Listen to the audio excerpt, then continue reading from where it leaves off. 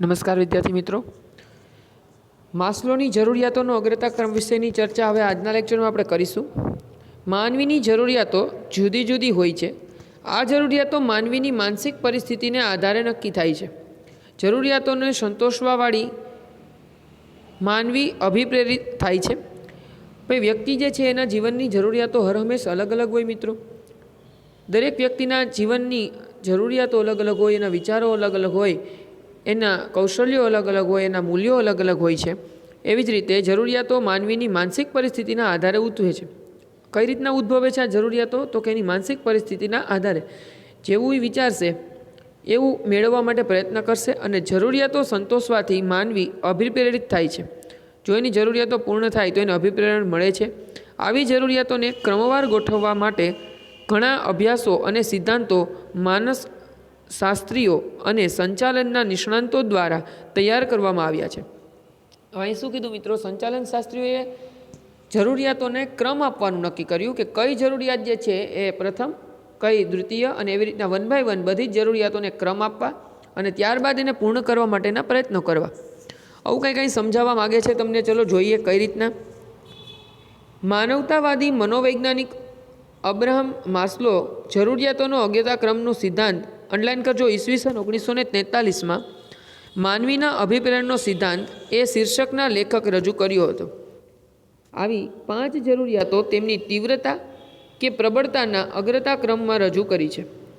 જરૂરિયાતો કેટલી બતાવી છે ભાઈ? 5 બતાવી છે. અને કેના આધારે બતાવી છે? તો કે તેમની તીવ્રતા અને પ્રબળતાના અગ્રતા ક્રમ દ્વારા રજૂ કરી છે. ચલો જોઈએ. ફર્સ્ટ સ્ટેપ ચાર્ટની અંદર શારીરિક અથવા પ્રાથમિક જરૂરિયાતો. સેકન્ડ, સલામતીની જરૂરિયાતો. થર્ડ વન, સામાજિક જરૂરિયાતો. ફોર્થ વન, સન્માન અને પ્રતિષ્ઠાની જરૂરિયાત. અને ફિફ્થ જે છે એમાં આત્મસન્માન અને આત્મસિદ્ધિની જરૂરિયાત. 1 to 3 છે એ નિમ્ન કક્ષાની જરૂરિયાતો છે મિત્રો, જ્યારે 5 અને 4 નંબરની જે જરૂરિયાત છે એ ઉપરી કક્ષાની જરૂરિયાતો છે. તો ફર્સ્ટ, સેકન્ડ અને થર્ડ એ નીચી નિમ્ન કક્ષાની તળ કક્ષાની જરૂરિયાત છે જે દરેક માટે જરૂરી છે. ફોર્થ અને ફિફ્થ જે છે એ ઉપરી કક્ષાની છે, જે ફર્સ્ટ, સેકન્ડ અને થર્ડ નંબરની જરૂરિયાત પૂર્ણ થયા પછી સંતોષી શકાય છે. ચલો 1 by 1 એક એક વસ્તુને જોઈએ. ફર્સ્ટ જે છે એ છે શારીરિક અથવા પ્રાથમિક જરૂરિયાતો. એમાં શું આવે છે? શારીરિક જરૂરિયાતો માનવીની મૂળભૂત જરૂરિયાતો છે. મૂળભૂત જરૂરિયાતોની અંદર ખોરાક, પાણી, કપડાં અને આવાસ એટલે કે મકાન વગેરેનો સમાવેશ થાય છે. શરીરને ટકાવી રાખવા માટે ખોરાકની જરૂરિયાત એ સૌથી અગ્રતાક્રમ ધરાવતી પ્રથમ જરૂરિયાત છે. ભૂખ્યો માણસ ખોરાકને પ્રાધાન્ય આપે છે, અને એનો અર્થ એ છે કે જ્યાં સુધી માણસને ખોરાક, કપડાં અને રહેઠાણ જેવી પાયાની જરૂરિયાતો સંતોષાશે નહીં ત્યાં સુધી તે બીજી જરૂરિયાતોને મહત્ત્વ આપતો નથી.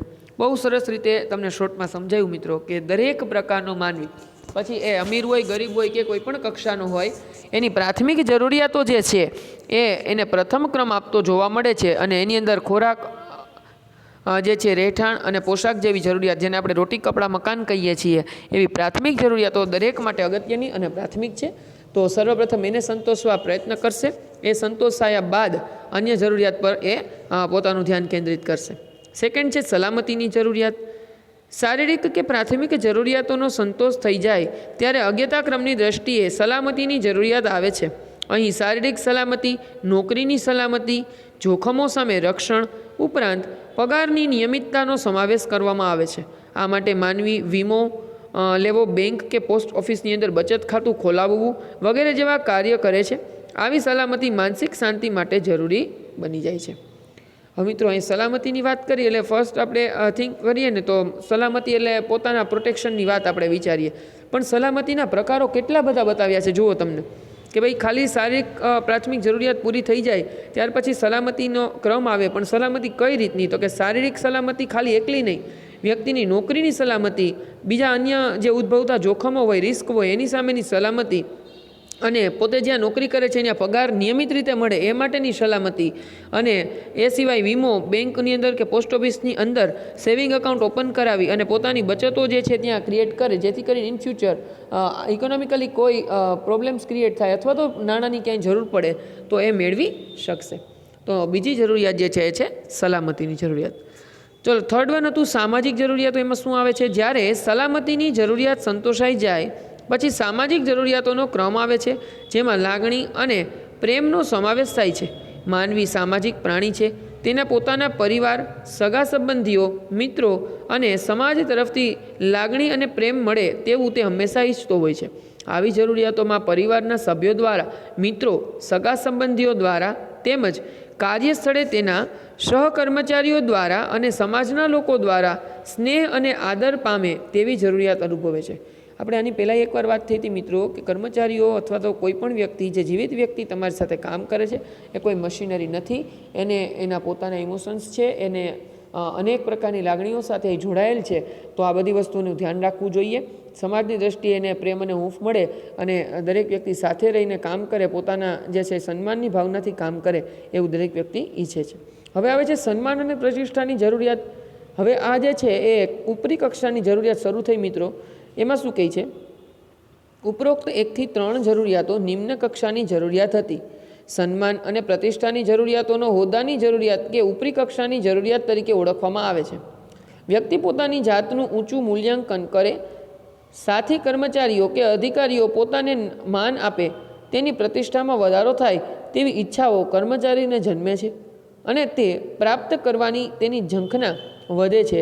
ટૂંકમાં સમાજમાં સન્માન, આત્મવિશ્વાસ, પ્રતિષ્ઠા અને ઊંચા હોદ્દાની પ્રાપ્તિ વગેરેની જરૂરિયાતો આ ક્રમમાં આવે છે. એક લેવલ ક્રિએટ કરવાની વાત છે મિત્રો કે તમે આટલો ટાઈમ જે છે એ મહેનત કરી છે અને જે સ્ટ્રગલ કર્યું છે એના પરિણામ સ્વરૂપ તમને કોઈ એવો હોદ્દો પ્રાપ્ત થાય કે જે તમને સમાજની અંદર એક આત્મસન્માનની લાગણી ઉત્પન્ન કરાવે, સન્માન અને પ્રતિષ્ઠા પ્રાપ્ત કરાવે. 5th વન જે છે આત્મસન્માન અને આત્મસિદ્ધિની જરૂરિયાત છે. માનવીની ઉપરોક્ત ચારેય જરૂરિયાતો સંતોષાયા બાદ વ્યક્તિ આત્મસિદ્ધિ કે આત્મદર્શન પ્રાપ્ત કરે છે અથવા તો પ્રાપ્ત કરવા માટે મથે છે, મહેનત કરે છે. પ્રત્યેક વ્યક્તિ હંમેશા સિદ્ધિના શિખરો સર કરી અને ટોચ ઉપર બિરાજવા ઈચ્છતા હોય છે. પોતાના કાર્યક્ષેત્રમાં પોતાનું નામ ગર્વથી અને સર્વોચ્ચ કક્ષાએ લેવાય તેવા પોતાના કાર્યક્ષેત્રને પોતાની પ્રવીણતાનો મહિમા ગવાય તેવી ઈચ્છા એટલે આત્મસિદ્ધિ. ભાઈ દરેક વ્યક્તિ એવું ઈચ્છે કે હું જ્યાં કામ કરું છું, જ્યાં વર્ક કરું છું, ત્યાં સારી રીતે કામ કરું અને મારા કામથી લોકો સેટિસ્ફાય થાય અને મારી જે છે એ સારી નામના, સારી પ્રતિષ્ઠા જે છે એ ઉદ્ભવે, એવું દરેક વ્યક્તિ ઈચ્છે છે. ઉદાહરણની વાત કરીએ તો તબલા વાદનની અંદર ઝાકિર હુસેન, સંતૂર વાદનની અંદર શિવકુમાર શર્મા, ક્રિકેટ ક્ષેત્રની અંદર સચિન તેંડુલકર, અભિનય ક્ષેત્રની અંદર અમિતાભ બચ્ચન, ગાયકી ક્ષેત્રની અંદર લતા મંગેશકર છે કે નહીં ભાઈ? આ બધા જ લોકો ટોપ ઉપર છે કે નહીં ભાઈ? આપણે જોઈએ કે એ જે તે ક્ષેત્રમાં છે, એ ક્ષેત્રની અંદર પોતાની જે છે એ પ્રભુત્વ એણે મેળવેલું છે મિત્રો. તો આ રીતે પણ ખૂબ જ અગત્યની બાબત જે છે એ અહીંયા જોવા મળે છે. ત્યાર પછી વાત કરીએ નાણાકીય અને બિન નાણાકીય પ્રોત્સાહનની. પ્રોત્સાહનોના 2 પ્રકાર છે મિત્રો, એક નાણાકીય અને એક છે બિન નાણાકીય. નાણાકીય પ્રોત્સાહન ઓલવેઝ ઇફેક્ટિવ હોય એ આપણે પ્રેક્ટિકલી વિચારી શકીએ, જોઈ શકીએ, સમજી શકીએ. કારણ કે દરેક વ્યક્તિ જે છે એ પોતાની આર્થિક સ્થિતિ સુધારવા ઈચ્છતો હોય છે અને દરેક વ્યક્તિ પોતાની જરૂરિયાતને પૂર્ણ કરવા માટે અર્થ ઉપાર્જન એના માટે જરૂરી બનતું હોય છે. એટલે નાણાકીય પ્રોત્સાહન જે છે એ ઓલવેઝ ઇફેક્ટિવ હોય, પણ કેટલીક અપવાદરૂપ જગ્યાએ નાણાકીય પ્રોત્સાહનો જે છે એ ઇફેક્ટિવ સાબિત નથી થતું.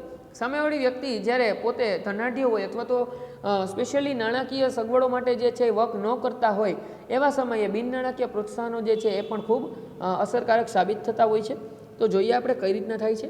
કર્મચારીઓની તેમના કાર્ય પ્રત્યેની અભિરુચિ જળવાઈ રહે તેમજ તેમની કાર્યક્ષમતામાં સતત વધારો થાય તેવા ઉદ્દેશ્યથી એકમો તેમના કર્મચારીઓને વધુ કાર્ય કરવાની પ્રેરણા પૂરી પાડે છે. આ પ્રેરણાને પ્રોત્સાહન તરીકે ઓળખવામાં આવે છે. ચલો, જે વર્ક થાય છે તો થાય જ છે, પણ હજી વધારે અને સારામાં સારું વર્ક કઈ રીતે થાય ભાઈ, એના માટે થઈને વાત કરવાની છે. તો એના માટેને જે છે પ્રોત્સાહિત કરવાના છે મિત્રો, બરાબર? કઈ રીતના આપણે જે છે એને પ્રોત્સાહિત કરશું એ આપણે જોઈએ. પ્રોત્સાહન કામગીરીને પ્રોત્સાહિત કરવાની પ્રવૃત્તિ કહેવામાં આવે છે અથવા તો પ્રોત્સાહન કામગીરીને પ્રોત્સાહિત કરવાની પ્રવૃત્તિ કરે છે.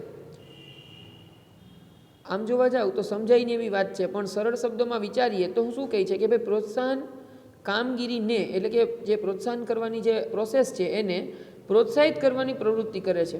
તમારી પાસે એવી પદ્ધતિઓ હોવી જોઈએ કે જેથી કરી અને તમે લોકોને પ્રોત્સાહિત કરી શકો, તમારા કર્મચારીને, લેબર્સને, તમારા જે એમ્પ્લોઈઝ છે એને તમે પ્રોત્સાહિત કરી શકો. તો એના માટેની આખી પદ્ધતિઓ બતાવી છે.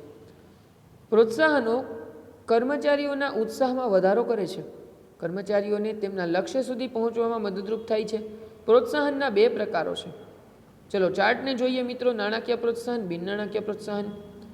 નાણાકીય પ્રોત્સાહનની અંદર પહેલું છે નફામાં ભાગ, બીજું છે સહભાગીદારી, ત્રીજું છે બઢતી, ચોથું બોનસ, પાંચમું કમિશન, છઠ્ઠું ઇનામો અને સાતમું સલાહ અને સૂચનો. બિન નાણાકીયની વાત કરીએ તો છે નોકરીની સલામતી, કામની કદર અને સન્માન, ત્રીજું જવાબદારીની સોંપણી, ચોથું સલાહકાર, પાંચમું કલ્યાણકારક પ્રવૃત્તિઓ અને સુવિધાઓ, છઠ્ઠું અન્ય પ્રોત્સાહનો. આટલી વસ્તુ જે છે એ છે.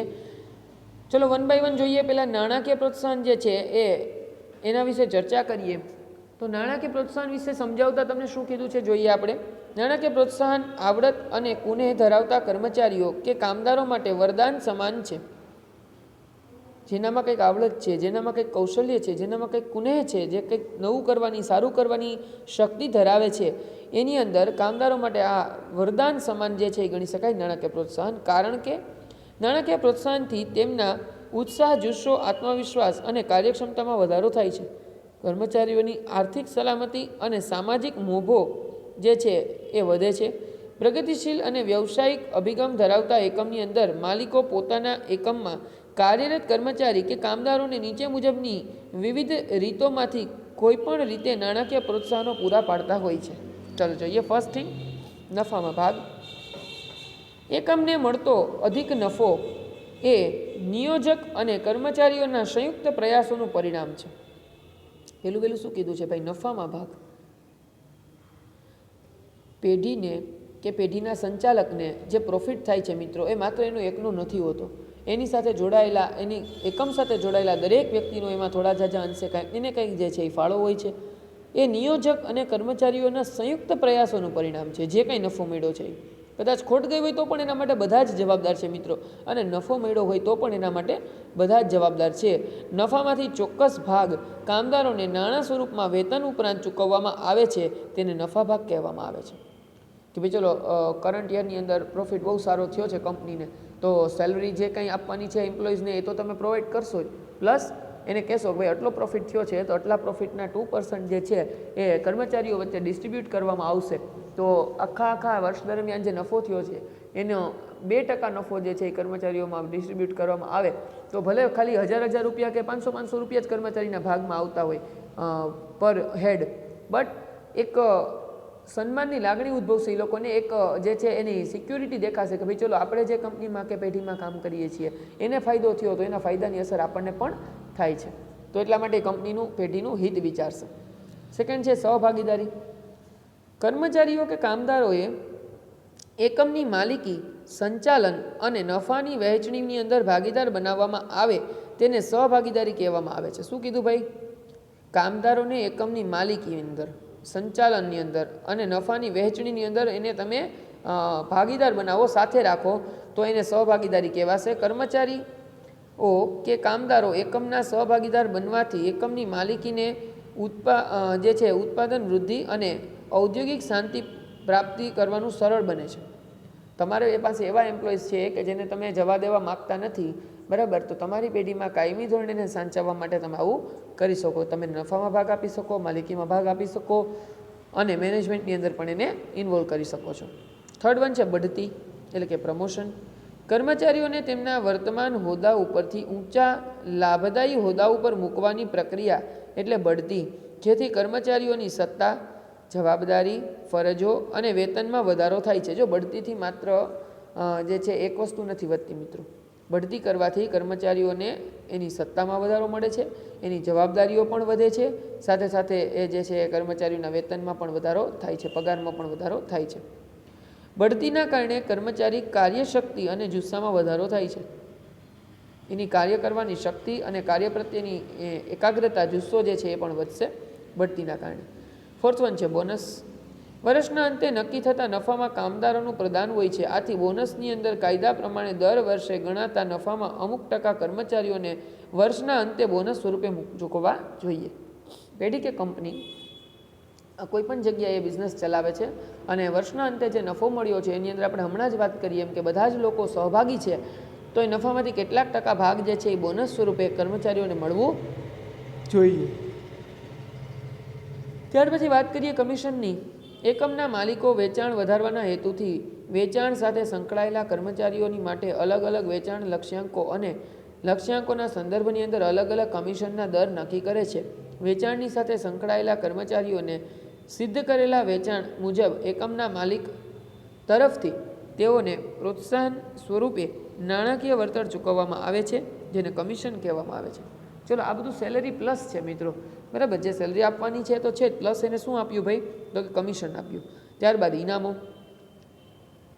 એકમમાં કાર્ય કરતા કર્મચારી કે કામદારોની અસાધારણ કામગીરી કે કાર્યશૈલીને ધ્યાનમાં લઈ એકમને વાર્ષિક સભા, સંમેલન કે વિશિષ્ટ સમારંભ યોજી એકમના માલિક તરફથી જે કર્મચારીએ કે કામદારને તેની સેવા બદલ રોકડ પુરસ્કાર, પ્રમાણપત્ર, ચંદ્રક એટલે કે મેડલ આપી અને જાહેર સન્માનિત કરવામાં આવે તો કર્મચારીઓના જુસ્સાની અંદર અને ધગસની અંદર તેમજ કાર્યક્ષમતાની અંદર વધારો લઈ આવી શકાય છે. લાસ્ટ વન જે છે એ સલાહ અને સૂચનો. કામદારો ઉત્પાદન કાર્ય સાથે સતત સંકળાયેલા હોય છે. તેઓ ઉત્પાદન પ્રક્રિયાને વધુ સારી રીતે અને કાર્યક્ષમ બનાવવા માટે સલાહ અને સૂચનો એકમના માલિકોને આપે છે. જે સૂચનો ઉત્પાદન પડતર નીચી લાવવામાં મદદરૂપ થાય છે. આથી સલાહ અને સૂચન આપવા માટે કર્મચારીને નાણાકીય પ્રોત્સાહન આપવામાં આવે છે. ભાઈ, કર્મચારી જે છે એ પેઢીની અંદર સતત કોન્સ્ટન્ટલી જે છે એની સાથે જોડાયેલો છે. તો કઈ રીતના કોસ્ટને ડિક્રીઝ કરવી, પડતર કિંમત કઈ રીતના ઓછી કરવી, એ જો એ બતાવે રસ્તો, તો એનાથી ફાયદો એ થાય કે કોસ્ટ ઘટવાની સાથે નફાની અંદર વધારો થાય, પેઢીને કંપનીને વધારે પ્રોફિટ જે છે એ મેળવી શકાય. તો એવા સમયે આવા કોઈ ફાયદાઓ થાય તો જે કોઈ કર્મચારીએ સલાહ સૂચન માર્ગદર્શન આપ્યું છે એને નાણાકીય પ્રોત્સાહન આપવો જોઈએ. ઓકે, તો આ રીતે જે છે એ નાણાકીય પ્રોત્સાહન આપણે જોયું મિત્રો. હવે વાત આવે છે બિન નાણાકીય પ્રોત્સાહનની. તો આપણે ચર્ચા કરીએ બિન નાણાકીય પ્રોત્સાહન વિશે. જે પ્રોત્સાહનો નાણાં આધારિત હોતા નથી તેવા પ્રોત્સાહનોને બિન નાણાકીય પ્રોત્સાહન કહેવામાં આવે છે. બિન નાણાકીય પ્રોત્સાહનો પણ કર્મચારીઓ કે કામદારોના જુસ્સામાં અથવા તો કાર્ય જુસ્સામાં વધારો કરે છે. પેલું છે નોકરીની સલામતી. કર્મચારીઓને ફક્ત વેતન મળે તે અગત્યનું નથી, પરંતુ નોકરીની સલામતી પણ અગત્યની છે. પગાર તમે ચૂકવો છો, નોકરી કરે છે એટલે એ તો વસ્તુ સામાન્ય છે, કોમન છે. પણ મિત્રો, કહેવાનો મતલબ એ છે કે નોકરીની સલામતી પણ અગત્યની છે અને સિક્યોરિટી ફીલ થવું જોઈએ કે ચલો અહીંયા જ્યાં હું જોબ કરું છું ત્યાં મારી જોબ સિક્યોર છે. નોકરીની સલામતી મળવાથી કામદારો ઉત્સાહથી કાર્ય કરવા પ્રેરિત થાય છે, જેથી એકમના ઉત્પાદનમાં વધારો થાય છે. સેકન્ડ થિંગ છે કામની કદર અને સન્માન. જે કર્મચારીઓ એકમ દ્વારા નિર્ધારિત કરેલા ઉત્પાદનના લક્ષ્યાંકો સમયસર અને કરકસરપૂર્વક કાર્યક્ષમ રીતે સિદ્ધ કરતા હોય તેવા કર્મચારીઓને જાહેરની અંદર સન્માન કરવામાં આવે છે, જેથી આવા કર્મચારીઓ પ્રોત્સાહિત થાય છે, પરંતુ અન્ય કર્મચારીઓને પણ કામ કરવાની પ્રેરણા પ્રાપ્ત થાય છે. જાહેરની અંદર સન્માન કરો મિત્રો, એને જે સારું કાર્ય કર્યું છે એના માટે. જો અહીંયા નાણાકીય પ્રોત્સાહન નથી, નાણાકીય પૈસા જે છે આપવાના નથી થતા તમારે એને, પણ એક જે છે એ સામાજિક દ્રષ્ટિએ એનો હોદ્દો, એનો દરજ્જો ઊંચો આવે એના માટેના પ્રયત્નો છે અને એને આત્મસન્માનની ભાવના જે છે એ મળે એના માટેનો પ્રયત્ન છે. ત્યાર પછી છે જવાબદારીની સોંપણી. કર્મચારીઓને કાર્યમાં પ્રોત્સાહન કરવા માટે અધિકારી દ્વારા તાબેદારોને કે અન્ય કર્મચારીઓને તાલીમ અને દોરવણી આપવાની વિશેષ જવાબદારી સોંપવામાં આવે છે. જવાબદારીની સોંપણીથી કર્મચારીઓને વિશ્વાસ વધે છે અને વધુ કાર્ય કરવાની પ્રેરણા પ્રાપ્ત થાય છે. ભાઈ, સિનિયર્સ જે હોય, અધિકારીઓ હોય, એના તાબેદારોને એને તાલીમ આપવા માટે, એને દોરવણી આપવા માટેની જવાબદારીને સોંપવામાં આવે કે ભાઈ ચલો તમે જે છે એ આ લોકોને ટ્રેનિંગ આપો કે કઈ રીતે તમે કામ કરો છો અને કઈ રીતે વધારે સારી રીતે કઈ રીતે કામ કરી શકાય. તો એ પણ અહીંયા થઈ શકે છે. ત્યારબાદ જે છે એ છે સલાહકાર. જ્યારે કર્મચારીઓ શ્રેષ્ઠ કાર્યશૈલીનું સાતત્ય લાંબા સમય સુધી જાળવી રાખે ત્યારે તેના અનુભવોનો લાભ લેવા કાર્ય સંબંધી નીતિ ઘડવામાં તેના મંતવ્યો લેવામાં આવે છે. આમ થઈ તો કર્મચારી પોતે કંપનીનો મહત્ત્વનો હિસ્સો છે તેવું એને અનુભવાય છે અને પ્રોત્સાહિત થાય છે. ભાઈ, કોઈ સારા અને મોટા નિર્ણય લેતી વખતે કર્મચારીઓ જે લાંબા સમયથી એ કાર્યની સાથે જોડાયેલા હોય એના તમે રિવ્યૂ લો, એની પાસેથી તે તમે માહિતી મેળવો અને જો એ માહિતી તમને યોગ્ય લાગે અથવા તો ઉપયોગી લાગે તો એને અપ્લાય પણ કરો. તો આનાથી જે છે એ કર્મચારીઓને પણ એક જે છે ફેમિલી જેવી ભાવના જે છે એ ક્રિએટ થશે કે ભાઈ ચલો આપણે અહીંયા જ્યાં કામ કરીએ છીએ ત્યાં માત્ર કર્મચારી અધિકારી જેવું વાતાવરણ પરંતુ એ લોકો મેનેજમેન્ટમાં અને નિર્ણયો પ્રક્રિયામાં પણ આપણને સહભાગી બનાવે છે. ત્યારબાદ છે કલ્યાણકારક પ્રવૃત્તિઓ અને સુવિધાઓ. કર્મચારીઓ માટે કરવામાં આવતી કલ્યાણકારક પ્રવૃત્તિઓ અને આપવામાં આવતી સુવિધાઓ પણ કાર્ય કરવા પ્રોત્સાહિત કરે છે. કર્મચારીઓને વેતન ઉપરાંત તબીબી સેવાઓ, સસ્તી કેન્ટીનની સુવિધાઓ, પુસ્તકાલયની સગવડો, પગાર સહિતની રજાઓ, રમતગમત અને મનોરંજન પ્રવૃત્તિઓ તેમજ કાર્ય દરમિયાન તાલીમ વગેરે જેવી અસંખ્ય કલ્યાણકારક પ્રવૃત્તિઓનો લાભ આપે છે. તેનાથી કર્મચારીઓ ખંત, ઉત્સાહ અને કાર્યક્ષમતાની અંદર જે છે પોતાનું કાર્ય કરે છે. લાસ્ટ વન છે અન્ય પ્રોત્સાહનો. ઉપરોક્ત પ્રોત્સાહનોને ઉપરાંત કર્મચારીઓને કાર્ય માટે પ્રોત્સાહિત કરવા બીજા અન્ય પ્રકારના પ્રોત્સાહનો પણ આપવામાં આવે છે, જેમાં રહેઠાણની સગવડ. જે મોટી મોટી કંપનીઓ હોય એની અંદર રહેઠાણની સગવડ પણ જે છે એ આપવામાં આવે. જે જગ્યાએ જોબ કરતા હોય એનાથી નજીકના સ્થળની અંદર રહેઠાણની સગવડ, જીવન વીમાની સેવા, બાળકોના શિક્ષણની ફી, પુસ્તકો, ઘરેથી ધંધાકીય એકમ સુધી આવવા જવા માટે વાહનની સુવિધા વગેરેનો સમાવેશ થઈ શકે છે. મિત્રો, તો આ રીતના નાણાકીય અને બિન નાણાકીય બંને પ્રકારના પ્રોત્સાહનો વિશેની ચર્ચાઓ આપણે કરી. ત્યાર પછીનો પોર્શન જે છે આપણે નેક્સ્ટ લેક્ચરની અંદર કન્ટિન્યુ કરશું. ફેરબુકની અંદર જે પહોંચ્યા છીએ ત્યાંથી સ્વાધ્યાયના પ્રશ્ન જવાબ જે છે એ લખવાનું શરૂ કરજો. મિત્રો, આવનારા લેક્ચરની અંદર આપણે હવે પછીનો પોર્શન છે એ કન્ટિન્યુ કરીશું.